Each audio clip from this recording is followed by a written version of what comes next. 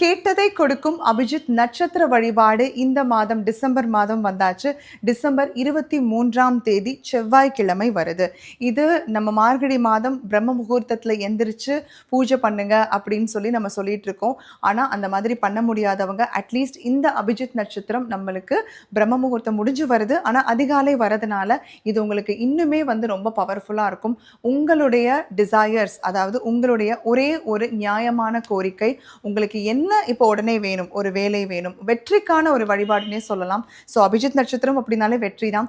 December 23ஆம் தேதி செவ்வாய்க்கிழமை அதிகாலை 5:21 மணிலிருந்து 5:45 நிமிடம் வரைக்கும் 24 நிமிடம் ரொம்ப ரொம்ப ரொம்ப பவர்ஃபுல்.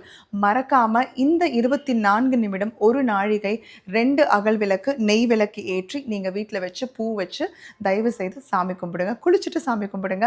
ஸோ இதுக்குன்னு விதிமுறைகள்லாம் பெருசாக கிடையாது. 2